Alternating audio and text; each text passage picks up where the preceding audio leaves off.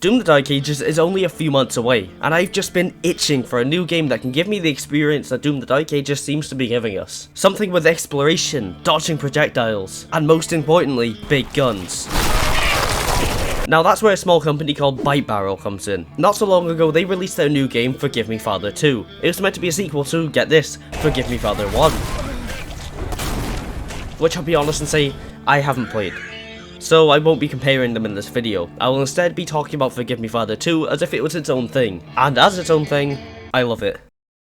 Yeah, this is a game that I've owned since release, but just never played. I never found the time to. But I decided to give it a go this one night, and let me tell you, I was blown away by this game. It's a solid, mostly polished, quality shooter that I love nearly everything about. The game revolves around that age-old gameplay that was first seen in games like Doom, you know, collecting keycards and running around in circles, trying to dodge enemies' projectiles. The game's combat is really smooth. That classic style of strafe dodging literally everything is just amazing. It's so satisfying. Most arenas are pretty wide open and you'll be fighting a lot of enemies all at once, kind of like a certain other game that's releasing this May.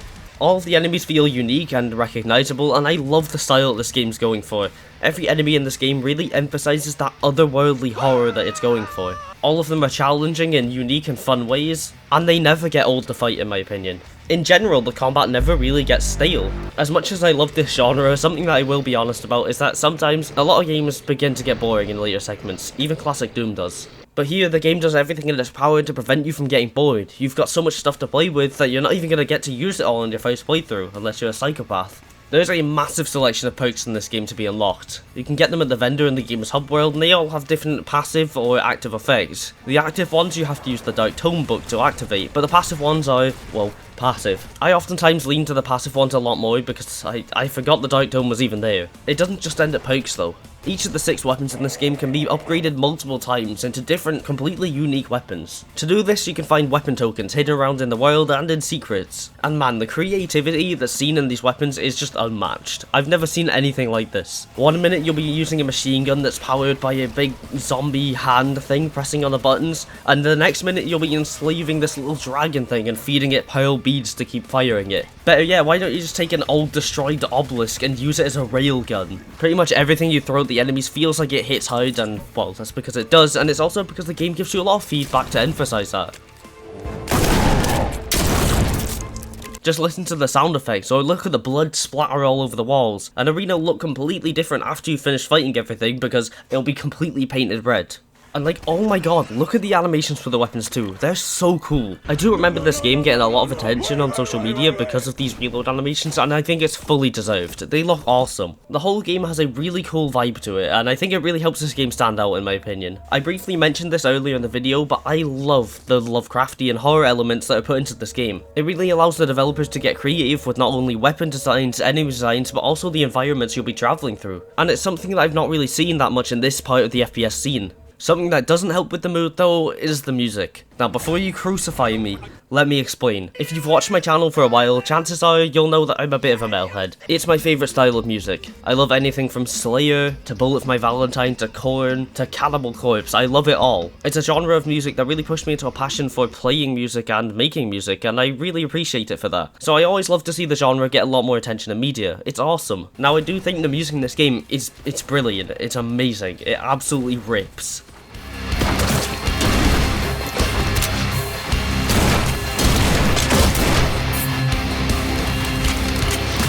But I think the game could have done with a little bit more to sell that Lovecraftian horror vibe. Certain tracks in the game, such as the Asylum theme, really help with this, or even the main menu, which yeah, it's still heavy, but it also gives a bit more of that cosmic horror vibe to it.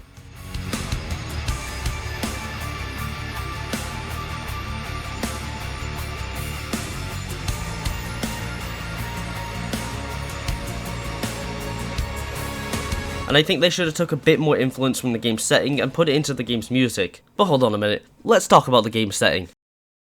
This game is presented to us in a really cool comic book art style. It's pretty refreshing to see something like this, considering how many games in the scene either go for the fire and brimstone look, or that old early 3D 90s style of graphics, which, for as much as I love it, has begun to get a bit boring with so many games doing this over and over and over again. Quick tip for anybody making a 90s style FPS game, take notes from this game. Not every game has to be Doom, not every game has to be Quake, do your own thing please. But anyway, yeah, you can really see the talent in the artistry here, like just look at the environments, they look so good. For instance, the entire third act of this game is just beautiful, with a personal favourite of mine being the botanical gardens. The moment I stepped out into this area, my jaw dropped, just look at it. I'm also 99% sure that this game uses forced ray tracing. There's no button for ray tracing in the options from what I've seen, but during the game's splash screens it does show us a big RTX logo, so I'm assuming that the ray tracing is on. But I mean, wow, look at the reflections, look at the shadows, look at the lighting. Of course, this stuff is literally not noticeable while you play the game, but if you want to stop and have a look around while you're taking a breather from the combat, then it's pretty to look at. But it doesn't come without its drawbacks, I'm afraid. Despite the sheer spectacle of this game, it is clearly one that you wouldn't assume needs a very powerful PC to run, and it doesn't. I mean, the recommended specs to play this is a 1080, which for as good of a card that is becoming outdated now. But I'm going to be fully real here with you, a 1080 probably wouldn't cut it. This game has some serious performance issues, and for context I'm running this on a 3070, which is a brilliant mid-range card. I can handle pretty much every game perfectly at high settings with a high frame rate, but this game just doesn't run that well and I can't justify blaming my computer for it. There is a lot of stuttering and frame drops, especially during combat areas, which can be really frustrating when you get to near the end of a hard arena and then die because your game started stuttering. You may not be able to see it properly in the recording just because of the way I recorded this game, but on my end when I was actually playing the game it was really noticeable and pretty frustrating.